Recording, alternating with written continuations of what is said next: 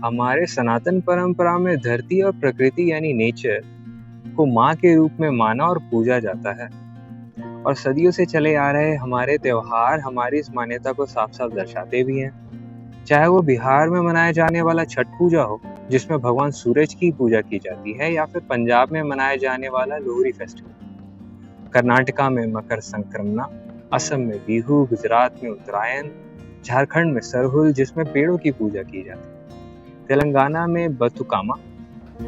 हमारे पूरे भारतवर्ष में डिफरेंट सीजन में ऐसे कई त्योहार मनाए जाते हैं जो पूरी तरह से माँ प्रकृति या मदर नेचर को समर्पित हैं। इसी प्रकार हमारे देवभूमि यानी उत्तराखंड में हरेला फेस्टिवल मनाया जाता है, जो कि महादेव शिव जी के सावन महीने के स्टार्ट होने पे सेलिब्रेट किया जाता है। आज सावन का पहला दिन है और हम आ गए हैं भगवान नागराज जी के, या फिर कह लीजिए भगवान श्री कृष्ण जी के शरण में, उनके गांव किशनपुर। जिस तरह इस फेस्टिवल को आज आप सब यहाँ सेलिब्रेट होते देखेंगे, कुछ उसी तरह पूरे हिमालय के लगभग हर मंदिर में बड़े ही धूमधाम से आज के दिन को मनाया जाता है। इस फेस्टिवल की खासियत होते हैं आज के दिन पूजा में इस्तेमाल किए जाने वाले फूल, जिसे कि बड़े ही तपस्या और जतन से लाया जाता है। इन फूलों की खोज के लिए गांव के कुछ लोग चुने जाते हैं, जिन्हें अपने 7 दिन की हिमालय यात्रा में फूलों को खोजकर वापस आना होता है। इस काम में लगभग 3 से 4 दिन जाने और उतने ही दिन वापस आने में लगते हैं। दरअसल सावन के सीजन में ही हिमालय में छिपे कई फूलों की घाटियां फिर से खिल उठती हैं, मानो सारे पहाड़ जैसे हरे रंग की चादर ओढ़ लेते हैं। आने वाले एपिसोड्स में हम आपको इन फूलों की घाटियों के कमाल की दुनिया में ले चलेंगे, पर फिलहाल के लिए हम आपको दिखाते हैं कि कैसे मनाया जाता है किशनपुर का हरेला फेस्टिवल।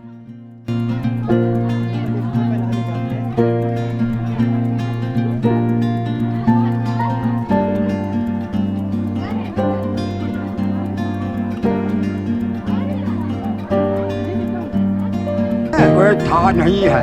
अच्छा इसे कोई था नहीं है, कब की जो है ये परंपरा चल रहा। अच्छा, इसका कोई अंत नहीं है, बहुत समय से चल रहा है यानी किया और आज की सावन का पहला दिन है इसलिए। किया। तो ये भगवान कृष्ण है नहीं? भगवान हाँ, राधा कृष्ण ये सब अवतार है। और हम लोग इनको क्या बोलते हैं यहाँ पे? नागराजा। और क्यों बोलते हैं नागराजा? भगवान कृष्ण को नागराजा क्यों बोलते हैं? क्या कहा? नागराजा ये सब जैसे हमारी मातृभूमि है। हाँ, नागराजा हर राजा है, वो नागों का राजा है, अच्छा तो उसके नाम में पड़कर नागराजा। और है जो कृष्ण द्वारी का वाजे है, देश में अवतार है। अवतार सभी लोगों ने लिया है। जो आदमी बचा हुआ है तो मर जाता है ना, तो किसी न किसी रूप में वो जन्म ले लेता है। तो इसलिए जो है राजा था। अच्छा अच्छा कृष्ण द्वारिका का राजा रहा। अच्छा, फिर नागों का राजा बन गए। नागों का राजा बन गए तो पहाड़ों में उसने बास ले लिया। अच्छा तो ये सेम का नाग राजा है।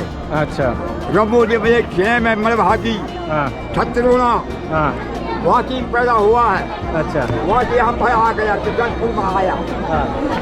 यहाँ पर इनकी पूजा हो रहा। हनुमत भाती से एक गुरु कैलाशपुर है, अच्छा इनके साथ में, और एक नाल बुद्ध है, एक है गोरहिल देवता है, और जैनी हैं, भैरमबली हैं। ये सब मिल करके जो है इनको राजा बना दिया। अच्छा, सबसे आज जाइए चिकी लेना है इस लोगों ने। है सब देवता है। अच्छा, लेकिन आज जाओ चिकी होगी। अच्छा, जब वो कहेगा तभी लोग काम करेगा, नहीं तो अपना मन से काम नहीं कर सकते हैं। कोई भी देवता हो, अच्छा, बिना राजा से काम नहीं होते हैं। तो भगवान कृष्ण उनको कहते हैं तब जाके काम होता है। हाँ, भगवान कृष्ण नागराज उनको कहते हैं। हाँ, तब जाके वो काम होता है और बाकी सब उनकी बातें मानते हैं। हाँ, सब लोग उसकी बात मानेगा। अच्छा, आज भी कहेगा तो तुम्हारी बातें बोल देगा, तुम्हारी मन की बातें कह देगा। अच्छा, तुम्हारी मन में ये बात है। हाँ, और तुम ऐसे काम करेगी। हाँ, हाँ, और इस काम से तुम फलीभूत होगा। अच्छा, ऐसे भी बता देगा, तुरंत बताएगा। हाँ, आपकी शादी में भी बताएगा कि आपकी शादी हुआ या नहीं हुआ, आपका बाल बच्चा हुआ या नहीं हुआ, ये भी बता देगा।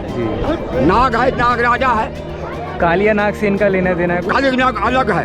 अच्छा, काली नाग, नाग बहुत नाग है। अच्छा, नाग बहुत है भाई, राजा है। अच्छा, नाग राजा नागों का राजा है, नाग बहुत है। शेषनाग के ऊपर भी विष्णु जी रहते हैं। हाँ? तो शेषनाग हो गए। यही है, सामने विष्णु ही बने हुए हैं। विष्णु के ऊपर इसी नाग अच्छा। किया है, खेल खेला। विष्णु ही बने हुए हैं। ये बैठे हुए हैं बंसी में। ये है ऊपर, ये है ये। और राजा वहाँ बैठा है, ये है और ये राजा भितरमुंह बैठा है वहाँ, भितरमुंह। कितने भैर आया। श्री कृष्ण जी आगे देख रहे हैं आपको। अच्छा, यहाँ से बंसी बजा रहे हैं। जी जी, आपके पास है। धन्यवाद।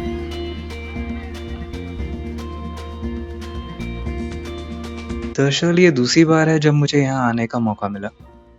ये मेरा सौभाग्य ही है कि लगभग आज से 2 महीने पहले जब इस नए मंदिर के प्राण प्रतिष्ठा का कार्यक्रम हो रहा था, तब मुझे यहाँ आने का मौका मिला और ये फुटेजेस तभी के हैं।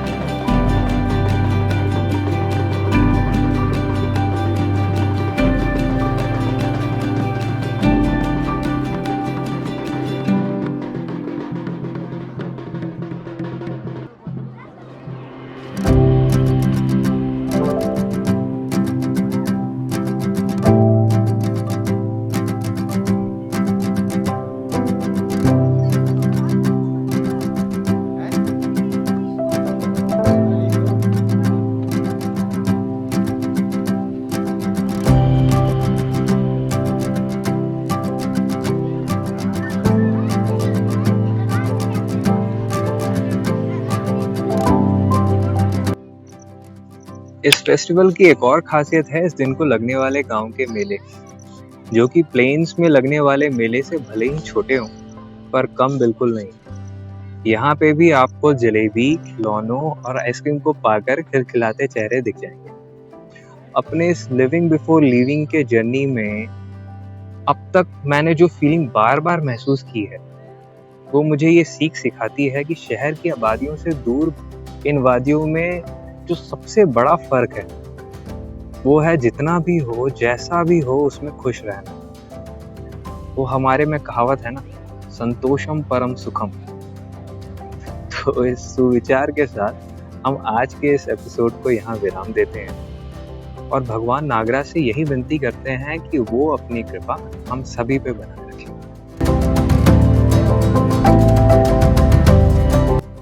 राधे राधे।